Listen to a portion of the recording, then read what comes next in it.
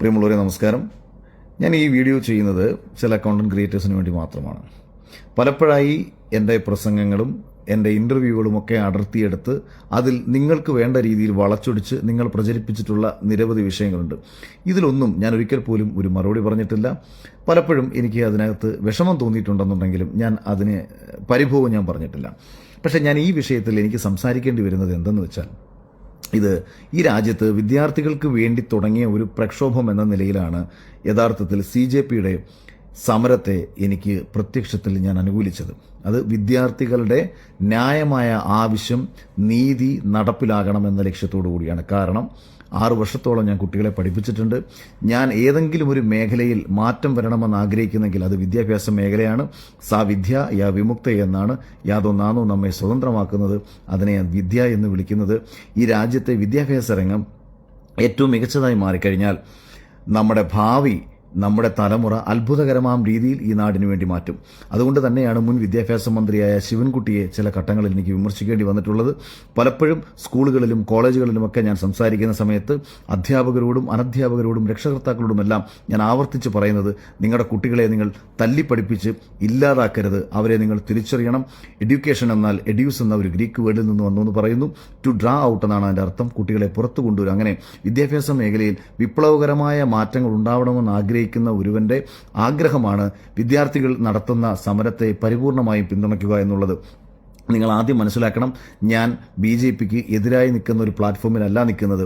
ഈ രാജ്യം ഭരിക്കുന്ന രാഷ്ട്രീയ പാർട്ടിയുടെ ഒരു മുന്നണിക്ക് വേണ്ടി മത്സരിച്ച ഒരു മത്സരാർത്ഥിയായ ഞാൻ ചെറിയ രീതിയിലെങ്കിലും ഒരു വാക്കുകൊണ്ടോ ഒരു വരി കൊണ്ടോ പോലും രാജ്യത്തെ BJPക്ക് എതിരെ നടക്കുന്ന ഒരു സമരത്തിന് ഒരു പിന്തുണ കൊടുത്തു കഴിഞ്ഞാൽ ആ പിന്തുണയെ സ്വീകരിക്കുന്നതിന് പകരം ഞാൻ പറഞ്ഞ രണ്ടാമത്തെ ഭാഗം, അതായത് ഈ സമരം ഏത് രീതിയിൽ കലാശിക്കും, നിങ്ങൾ ഈ സമരത്തിലൂടെ BJPയെ താഴെ ഇറക്കാനാണ് ഉദ്ദേശിക്കുന്നതെങ്കിൽ അതിൻ്റെ ഒരു അനലൈസേഷനാണ് ഞാൻ രണ്ടാം ഭാഗത്തിൽ പറഞ്ഞത്. ആ അനലൈസേഷൻ ഞാൻ വീണ്ടും പറയുന്നു.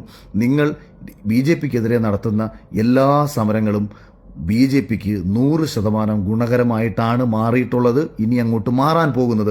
അതിൻ്റെ യാഥാർത്ഥ്യം നിങ്ങൾക്ക് അനുഭവം കൊണ്ടെങ്കിലും മനസ്സിലാക്കാൻ കഴിഞ്ഞില്ല എന്നുണ്ടെന്നുണ്ടെങ്കിൽ എനിക്ക് ആ വിഷയത്തിൽ നിങ്ങളെ പഠിപ്പിക്കാൻ ആഗ്രഹിക്കുന്നില്ല. കാര്യം, കർഷക സമരം എടുത്തു നോക്കൂ, പൗരത്വ സമരം എടുത്തു നോക്കൂ, ലക്ഷദ്വീപുമായി ബന്ധപ്പെട്ട സമരങ്ങൾ എടുത്തു നോക്കൂ.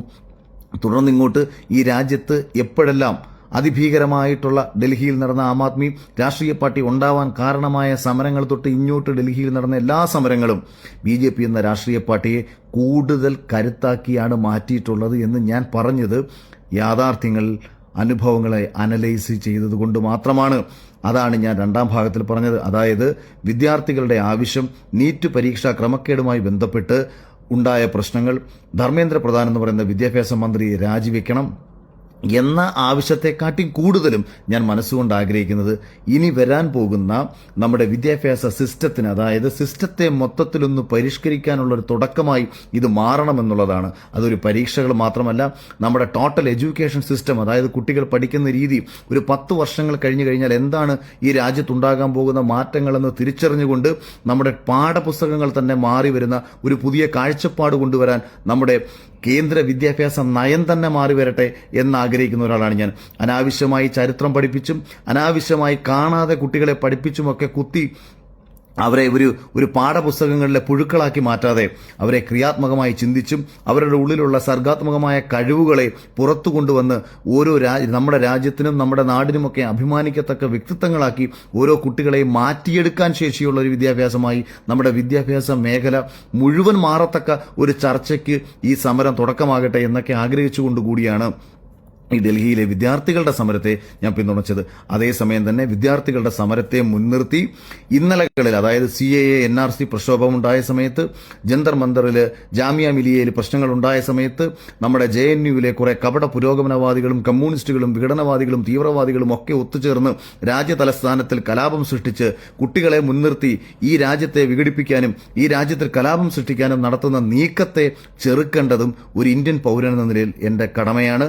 അത് ഞാൻ എൻ്റെ വീഡിയോയുടെ രണ്ടാം ഭാഗത്തിൽ ഞാൻ പറഞ്ഞപ്പോൾ, വീഡിയോയുടെ രണ്ടാം ഭാഗത്തിൽ പറഞ്ഞ ഭാഗങ്ങളെ അടർത്തിയെടുത്തുകൊണ്ട് ഞാൻ എന്തോ വിദ്യാർത്ഥികൾക്കെതിരാണെന്ന് വരുത്തി തീർക്കത്തക്ക കണ്ടന്റ് ക്രിയേറ്റർമാരെ, നിങ്ങൾ എന്താണ് ഉദ്ദേശിക്കുന്നത്?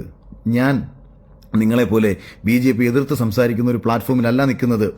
BJP ചെയ്യുന്ന കാര്യങ്ങളെയും ഈ രാജ്യത്ത് നരേന്ദ്രമോദി ചെയ്യുന്ന കാര്യങ്ങളെയും അനുകൂലിച്ച് സംസാരിക്കേണ്ട ഒരിടത്ത് നിന്നുകൊണ്ട് ഈ ഒരു വിഷയത്തിൽ നിങ്ങൾക്ക് അനുകൂലമായി ഞാൻ സംസാരിക്കുമ്പോൾ മറ്റാര് സംസാരിക്കുന്നതിനെക്കാട്ടിയും എന്റെ ശബ്ദത്തിന് പ്രാധാന്യമുണ്ടെന്ന് തിരിച്ചറിഞ്ഞുകൊണ്ട് കുറഞ്ഞപക്ഷം പിന്തുണച്ചില്ലെങ്കിലും ആക്ഷേപിക്കാതിരിക്കുക എന്ന മാന്യതയെങ്കിലും നിങ്ങൾ കാണിക്കുക. കാരണം എന്നെ എതിർക്കാൻ ഒരുപക്ഷെ ഞാൻ ഇപ്പോൾ നിൽക്കുന്ന മുന്നണിയിലെ ഒരു വിഭാഗത്തിന് കഴിഞ്ഞെന്നിരിക്കും. കാരണം അവരുടെ കഷ്ടപ്പാട് കൊണ്ട്, അവരുടെ ആത്മാർത്ഥമായ പരിശ്രമം കൊണ്ട് കെട്ടി ഉയർത്തിയ ഒരു മുന്നണിയുടെ ഭാഗമാണ് ഞാനിപ്പോൾ എന്നുള്ള യാഥാർത്ഥ്യം കൂടി തിരിച്ചറിഞ്ഞുകൊണ്ടാണ് രാജ്യത്തിന് വേണ്ടി, യുവതലമുറയ്ക്ക് വേണ്ടി, വിദ്യാർത്ഥികൾക്ക് വേണ്ടി ഈ ഒരു വിഷയത്തിൽ ഞാൻ എൻ്റെ ശബ്ദം ഉയർത്തണമെന്ന് ഞാൻ തീരുമാനിച്ചത്. അതുകൊണ്ട് തന്നെയാണ് ഞാൻ പണ്ട് പിണറായി വിജയന്റെ സർക്കാരിന്റെ ഫാസിസത്തിന് എതിരെ എഴുതിയ കവിതയാണെങ്കിൽ കൂടിയും ആ ഒരു കവിത ഈ ഒരു സന്ദർഭത്തിൽ ഞാൻ വീണ്ടും റീപോസ്റ്റ് ചെയ്തത്. എന്താണോ എനിക്ക് പറയാൻ ആഗ്രഹിക്കുന്നത് അത് തന്നെയാണ് ഞാൻ വീണ്ടും പറഞ്ഞതെന്ന് നിങ്ങൾ മനസ്സിലാക്കുക. അല്ലാതെ മറ്റു വിഷയങ്ങളിലേക്ക്, അതായത് ഞാൻ പറഞ്ഞത് ഓരോ വിഷയങ്ങൾ വരുന്ന സമയത്തും നിങ്ങൾക്ക് വേണ്ട രീതിയിൽ അതിനെ അടർത്തിയെടുത്ത് ഞാൻ പറഞ്ഞ വാചകങ്ങളിൽ നിന്ന് ആ കോണ്ടെക്സ്റ്റിനെ ടോട്ടാലിറ്റിയിൽ നിങ്ങൾ മാറ്റിയെടുത്തുകൊണ്ട് നിങ്ങൾ എന്നെ പോർട്രേറ്റ് ചെയ്യാൻ അത്ര ശ്രമിച്ചാലും ഞാൻ അങ്ങനെ അല്ലാത്തടത്തോളം കാലം ഞാൻ അങ്ങനെ അല്ലാതായി മാറുന്നില്ല. പക്ഷേ അനാവശ്യമായിട്ട് പല കുട്ടികളും വന്നിട്ട് എന്നെ തെറി വിളിച്ചിട്ട് പോകുമ്പോൾ തെറി വിളിക്ക് കേൾക്കുന്നതിലല്ല പ്രശ്നം, തെറിവിളി കേൾക്കാനുണ്ടായ കാരണത്താലാണ് പ്രശ്നം. ആടിനെ നിങ്ങൾ പട്ടിയാക്കി മാറ്റി, പട്ടിയെ നിങ്ങൾ പേപ്പട്ടിയാക്കി മാറ്റി നിങ്ങൾ ചിത്രീകരണം നടത്തുമ്പോൾ ഒരു നിമിഷം നിങ്ങൾ ഓരോരുത്തരും എന്താണ് സ്വയം ഈ വിഷയത്തിൽ ചെയ്യുന്നതെന്ന് ആലോചിക്കുക. ഈ രാജ്യത്തെ ഇല്ലാതാക്കാൻ വേണ്ടി നിങ്ങൾ നടത്തുന്ന നീക്കത്തെ ആത്മാർത്ഥമായിട്ട് തന്നെ ഞാൻ ചെറുക്കും. അത് എത്ര ആൾക്കൂട്ടം എൻ്റെ ഓപ്പോസിറ്റ് ഉണ്ടെന്നുണ്ടെങ്കിലും ഒരാളുടെ പിന്തുണയ്ക്ക് വേണ്ടിയിട്ടും നാളിതുവരെ ഞാനൊന്നും സംസാരിച്ചിട്ടില്ല, നാളെയും ഞാൻ സംസാരിക്കില്ല. ആത്മാർത്ഥമായി പലപ്പോഴും നിങ്ങൾ സംസാരിക്കുന്നൊരു കാര്യമാണ് നിലപാടെന്ന് പറഞ്ഞാൽ ഏതെങ്കിലും ഒരു വിഷയത്തിൽ സത്യത്തിനൊപ്പം നിൽക്കുക എന്നുള്ളതാണ്. ഒരു വിഷയത്തിലെ സത്യം ആരുടെ പക്ഷത്താണോ അവർക്കൊപ്പം ചേർന്ന് നിൽക്കുന്നതാണ് എൻ്റെ നീതിബോധം. അതായത് സ്വന്തം പാർട്ടി എന്ത് തെറ്റ് ചെയ്താലും കണ്ണടച്ചതിനെ ന്യായീകരിക്കുന്ന ഒരു അന്തം കമ്മിയായി ഞാൻ ഒരു കാലത്തും മാറില്ല.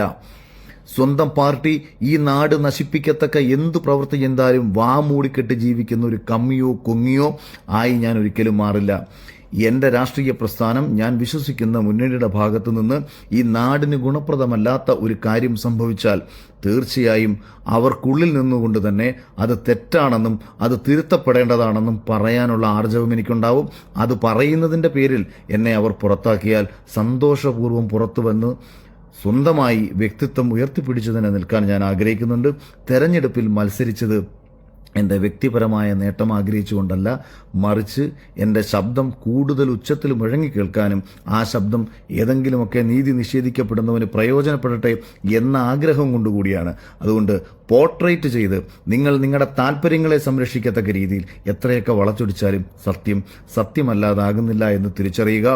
ആരെങ്കിലും ഒരാൾ ഇന്ന് കേരളത്തിലിരുന്നു കൊണ്ട് ഈ വിഷയത്തിൽ ഒരു മുന്നണിക്കുള്ളിൽ നിന്നുകൊണ്ട് തന്നെ ഈ സമരത്തിന് പിന്തുണ കൊടുത്തിട്ടുണ്ടെന്നുണ്ടെങ്കിൽ അത് ഞാനാണെന്ന് കുറഞ്ഞ പക്ഷം തിരിച്ചറിഞ്ഞ് അത് സ്വീകരിക്കാനുള്ള ഒരു മാന്യത കാണിക്കുക. ഞാൻ രാഷ്ട്രീയത്തെ അല്ല പിന്തുണച്ചത്, വിദ്യാർത്ഥികളുടെ നീതിപൂർവമായ ആവശ്യത്തെയാണ് പിന്തുണച്ചത്. Thank you.